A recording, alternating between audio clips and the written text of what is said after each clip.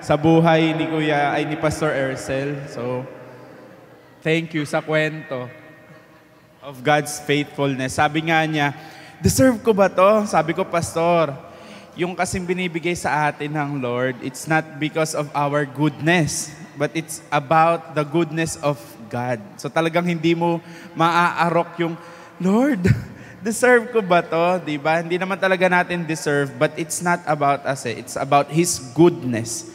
Kaya nag-overflow po siya. So today, mabilis lang po ito.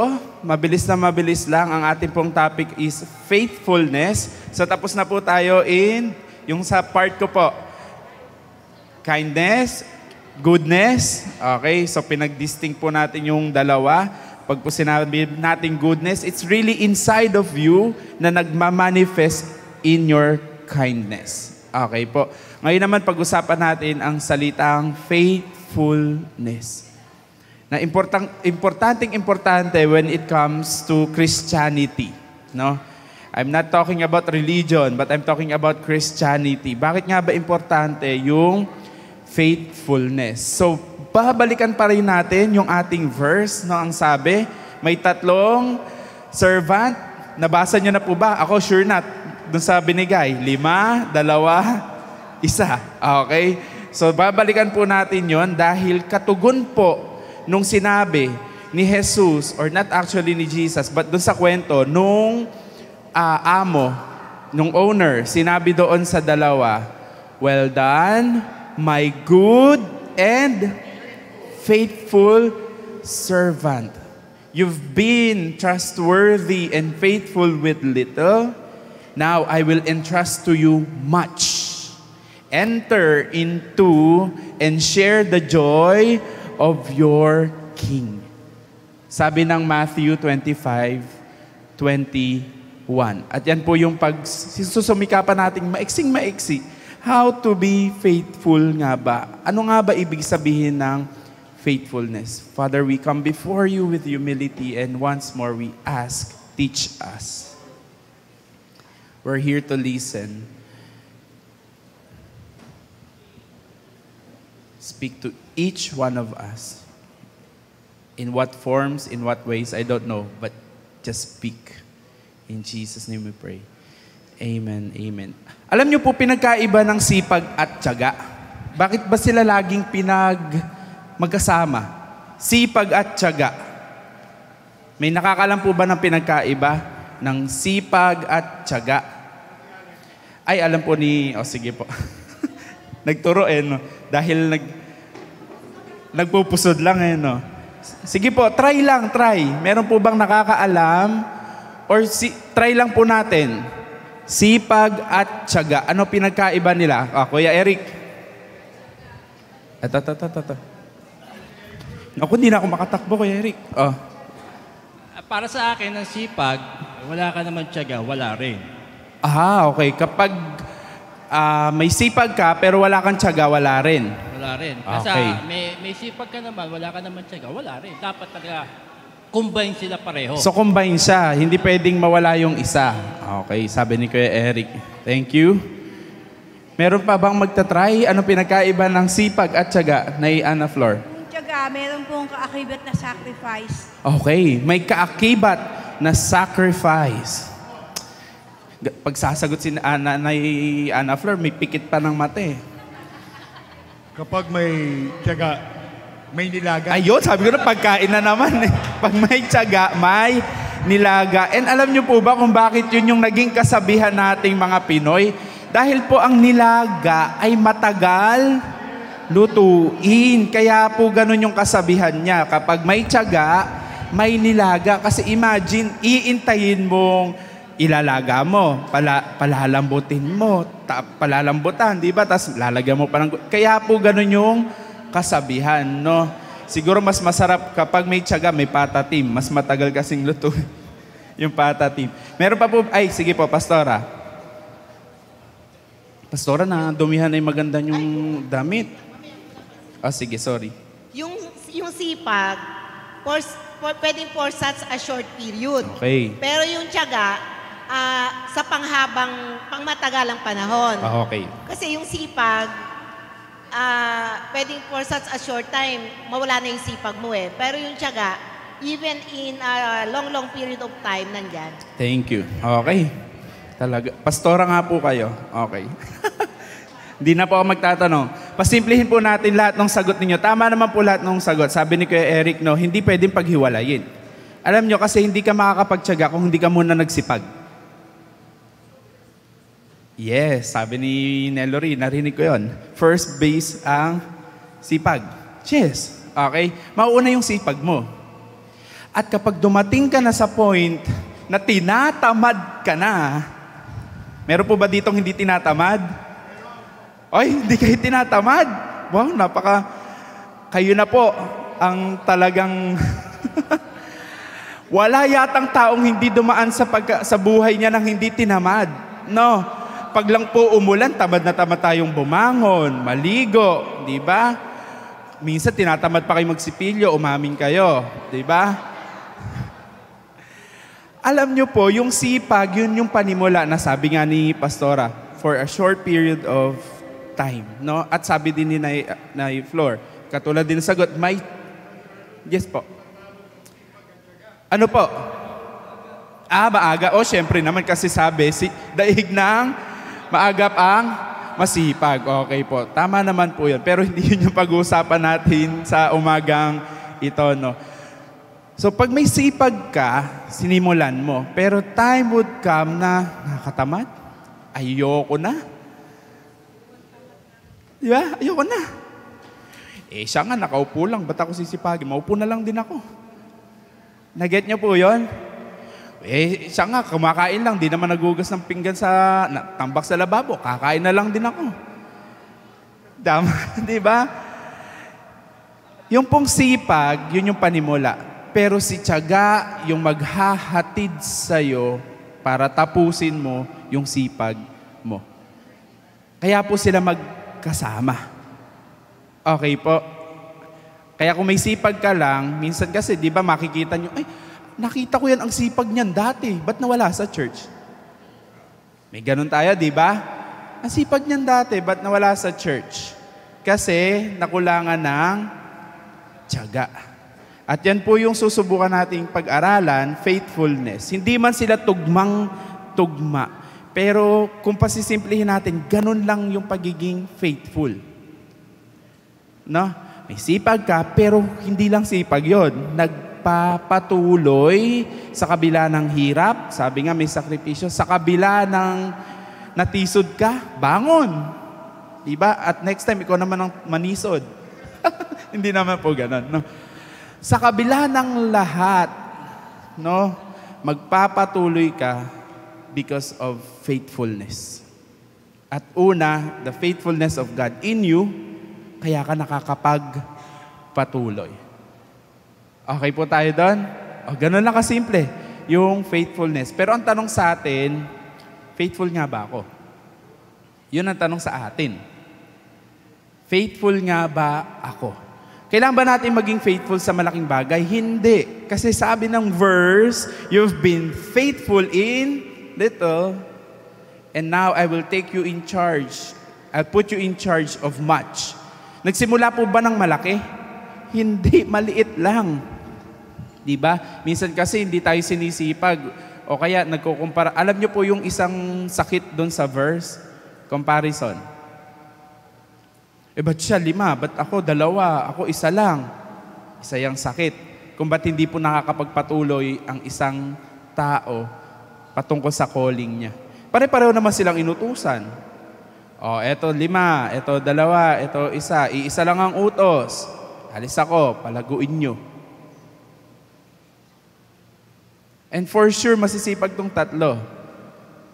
Ang pinagkaiba lang yung 2 sinabihan ng, well done, my good and faithful servant. Ulitin po natin, no? Lahat tayo gusto natin. Naririnig natin yan sa isang church. Naku, gusto ko pag end of my life, sabihan akong well done, my good and faithful servant. Pero pag nilimi-limi mo, are you good? And are you faithful in doing good? Tapos pag inaral nyo pa po yung verse, if you really want to put joy in your master's face, kung gusto mo talagang pasiyahin yung iyong master, sabi ng verse, enter into my joy. Ano ang joy ng Lord? Lumalago ka. Ang joy ng Lord, nagpapatuloy ka. So kung pasisimplihin po natin yung faithfulness, ang gusto ko pong gamitin nating term is tuloy-tuloy. Nagpapatuloy. Parang kanta ng Pasko. Tuloy pa rin ang Pasko kahit mahirap. Tama? Nagpapatuloy. Doon po sa dalawa na sinabihan, nadalian po ba sila? Yung binigyan ng 5, binigyan ng 2. Nadalian po ba sila? Madali po ba na nag-trade sila? Madali? Hindi. Ang hirap nun Yung 5 gagawin mong 5. Unless magician ka. Mahirap yon. It took time para sila mag-produce ng 5. Yung isa, yung binigyan ng 2, mag-produce ng 2. It took time. Sino lang yung mabilis at naginhawaan, nadalian, yung nagbaon. Pero sa totoo, nag-effort na lang din naman siya. Imagine mo, mag-effort ka, maghukay ka. Tapos ibaon mo, effort din yun. Sayang yung effort. Mag-e-effort ka na lang din, diba? Gamitin mo na doon sa magbubunga. Siguro inisip niya, babaong ko to, tutubo to. Tapos, magbubunga. Faithfulness. 3 points that I would like to teach when it comes to faithfulness. Be faithful to your faith. Next natin, Ate Alisa. Faithful to your faith. Kaya nga yan tinawag na faithfulness. Ibig sabihin, nagsimula yan sa faith. So simulan natin. First point natin is faith. Next. Yun. Thank you, Ate Lisa. We need to be faithful with our faith. Paano yun? Ano bang sabi? Faith comes from hearing and hearing the Word of God. Pasimplihin natin doon. Are you faithful in your Bible reading? Pasimplihin muna natin. Am I faithful with my Bible reading? Oo naman, Brother Arn. Araw-araw yun, nag-scroll nga ako sa FB, ang daming verse Hindi po yun yung sinasabing Bible reading. No, wala pong masama doon. Wala pong masama na mag-scroll tayo sa FB natin at maganda ang nababasa natin ay Bible verses. Pero ang sinasabi is, are you meditating? Yung preaching ni Ate Malu. Are we meditating? Nagme-meditate ba tayo? Nagninilay-nilay ba tayo? O sa salita natin, naghihimay-himay ba tayo? Marami kasi sa atin hindi naghihimay. Diretso buffet. Kaya anong nangyari? Constipated. O kaya LBM, hindi natunawan, di ba? Kasi hindi naghihimay-himay. Ang sabi ng Joshua 1:8-9, meditate on the Word of God, day and night. Sinabi din ng Psalms 1. Kung gusto mo maging mabunga in season or out of season, be like a tree planted by the stream, meditating the Word of God day and night. Basahin po natin yung Bible natin. O yun pa lang yung unang tanong when it comes to faithfulness. Kasi faith comes, sabi, be faithful to your faith. Faith comes from hearing and hearing the Word of God. Enough na ba yung every Sunday na minsan kalahati na itutulog pa natin? Ako kanina talaga, antok na antok ako. Enough na ba yun? Nagiging faithful na ba tayo doon? And take note, lahat ng pagiging faithful, yung 2, yung 3, wala pong nakakakita sa kanila. Wala po yung master. Wala po yung amo. Ang pagiging faithful, yung walang nakakakita sa'yo. Lagi yun. Kaya nga sabi ng, when it comes to prayer yung preaching kanina, di ba? Sabi, when it comes to prayer, ano sabi? Pumunta ka sa public place, mag-pray ka. Ganon ba sabi ng Bible? Ganon ba? Hindi. Ang sabi ng Bible, go to your private room and pray in secret in your Father who is in secret. That's faithfulness. Dahil madaling magsipag pag may nakakakita sa'yo. Balikan natin si sipag at si tiyaga. Iba? Madaling magsipag pag may nakakakita sa'yo. Uy, ano ba sa mga estudyante, andyan si teacher. O, sulat na. Yung pala, nagdududel lang. Mga kabataan, no? Madali po magsipag pag may nakakakita. Pero paano pag wala? Pag walang nakakakita sa'yo, napupulutin mo yung kalat.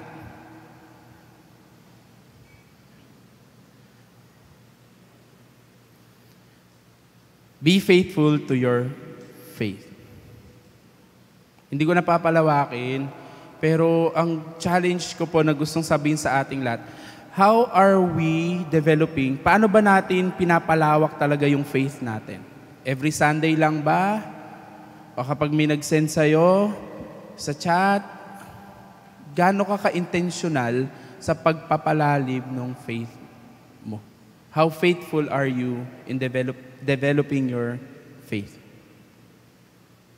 Bigyan ko pa po pala ng sample. Madalas sinasabi natin, no, ay, faithful tither yan. Naririnig natin yon, tama? Okay? At ito pa yung isa. Faithful wife yan. Faithful husband yan. Okay? Yan po yung magiging dulo natin mamaya. Ano ibig sabihin nun? Ayan, nagpapatuloy yan na pagtiyagaan niyang asawa niya kahit, diba? Masarap ba? All the way, bed of roses ba ang mag-asawa? Grabe iling ni CJ, oh. Hindi kasi nakikinig yung... Bed of roses po ba ang pag-aasawa? Hindi. Diba? Of course not. Diba? Never. But because you are faithful to your calling as a wife and as a husband, diba? Tutuloy ka. Kahit may dumaan diyang kung ano, tuloy. Pikit, tuloy. Hanggang sa mabangga ka. Are getting point? My point? Faithful tither. Kahit alam mong gipit, uunahin mo yung dapat unahin. Clear po tayo? Next point. Paano ba maging faithful sa faith? Next is faith. Alam niyo po ba ibig sabihin ng puro faith, no? Kapalaran. Okay? O yung kinabukasan mo. O yung alam mo, hinaharap mo. Okay? Your faith, yung destination mo. Alam niyo, kaya lang po tayo nagiging faithful kasi alam niyo na po yung destination niya. Maliban na hindi mo alam kung saan ka pupunta, hindi ka magiging faithful sa Diyos mo. Nag-get niyo po yun? Ba't po ba kayo nagtsatsaga sa church?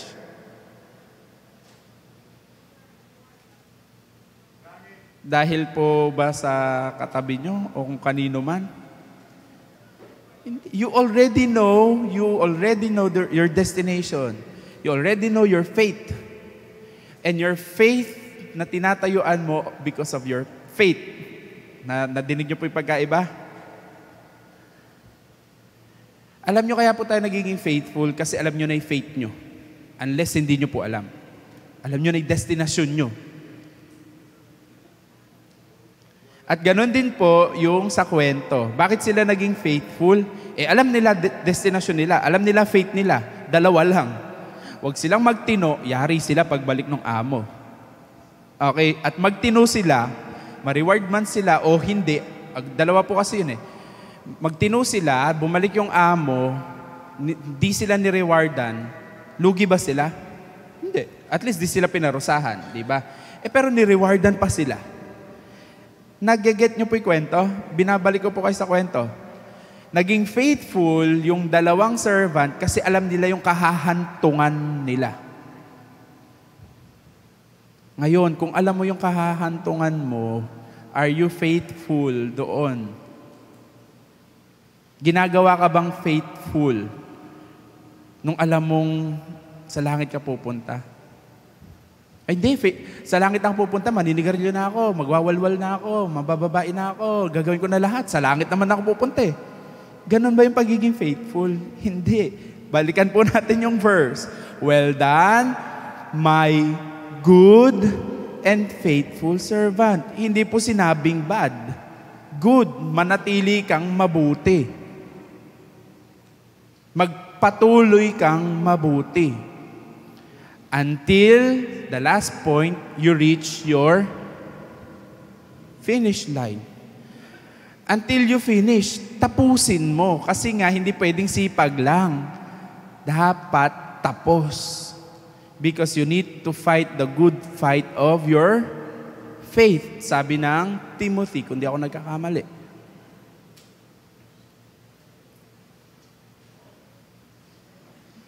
How to fight the good fight of faith. Alam niyo, ito po na-realize ko habang napikit ako doon kanina. Ilan po yung sinabihang well done and good, my good and faithful servant? Ilan po yung sinabihan? 2. Ilan po yung pinarusahan? 1. You know what? You need to share your faith. Ang hirap lumakad in your faith ng mag-isa. Hindi ko po sinasabing hindi kaya. Sinasabi ko lang, mahirap. Dapat you need to share your faith. Kaya nga, pag mag-aasawa, di ba? O yan, si Nelory. Di ba? Pag mag-aasawa, ano sinabi? Huwag kang makipamatok sa hindi mo kamananampalataya. Kasi ang hirap. Yun nga kamananampalataya mo na, ang hirap pa eh. Di ba? Pag sumali kayo sa spelling bee, talo kayo. Bakit? Pareho kayong mahirap ispellingin. Natatawa kayo, di ba? Totoo yun. Pero gusto kong puntahan nyo yung kwento. Ilan po yung sinabihan? 2. Because they shared the same faith. O tara, mag-ayos tayo. Mag-trade tayo. Huwag tayong gumaya dun sa nagbaon. Kasi maaaring sinabi nung, uy, baon na lang natin. Maaaring ang nanghikayat pa eh. Diba? Ibaon na lang natin yan. Walang yan naman yung amo natin eh. Sabi po nung verse yun hindi po ako. Pinaano ko lang, inano ko lang sa lengguwahe natin. Okay? Pero yun yung sabi nung verse. Talagang hindi good yung amo. Okay po. Please read your Bible. Kung nagpa-impluwensya, yung nagbaon, inumpluwensya yung 2, nagpa-impluwensya tong 2, o pare-pareho silang baon. Pero hindi, nag-share in faith itong 2 that they were able to finish a good fight of faith. Kaya po may church. Kasi nagsishare tayo ng faith. Kaya po may church. Kasi ito po yung pagkakataon na you share your walk of faith. Yung parang kanina, nag-share si Pastor Ursel, the journey of his faith. Kainggit. Sana all may LV. Ako may LV. Lumang VAG. Diba? Alam niyo po, wag nating sayangin yung pagkikita-kita natin. We need to share our faith. Wag niyo pong sayangin yung group chat. Share your faith. Wag niyo pong sayangin yung kagandahan ng technology na isang chat mo lang, makakapag-share ka na ng faith mo. Be faithful with that. Okay po? Tapos na po tayo. Ganun lang po siya kabilis. Pero ang calling po talaga sa ating lahat ay, ang labanan po, sabi nga, ang labanan ng mga Kristiyano ay hindi patagalan, hindi pasipagan. Ang labanan po natin ay patapatan. Because pag binasa niyo po ang Matthew 24, ang Matthew 10, hindi ko na lang po nilagay dyan, ang sabi doon, yung persecution in Matthew 10, in Matthew 24, ang sabi naman po doon, the love of many will grow cold at the end of the time. Sa 2 po na yon. Pero may sumudlong na verse, sabi, those who will endure and sacrifice and magiging tapat hanggang sa wakas, silang maliligtas. We are called to be faithful. Stand on your faith. Church, gawin mong totoo yung faith mo. Huwag sanang maging japake yung faith mo. or faith natin. Okay po, bakit? Because the God who is faithful, who had begun a good work in you, will finish it because He is faithful. Thank you, Father, that you have called us once more into deeper understanding. Salamat po na muli pong pinatunayan mo na tapat ka sa sino mang lumalapit sa iyo.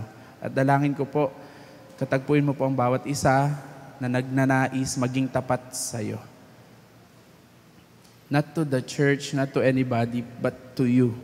Maging tapat sa iyo, to our Father in heaven, our Father in private. That to the point na yung private life namin, kitang-kita into public. Because we are faithful to a faithful God. God bless my brethren. Pagpalain niyo po sila at punong narinig nila. I know hindi po lahat yun malawak agad. But I pray kayo po ang patuloy na magpalinaw nito sa kanila at maging sa akin. In Jesus' name we pray. Amen. Thank you po sa ating lahat. 11:04. Mabilis lang po. Young adult po, mamaya tuloy po yung ating fellowship. Thank you po.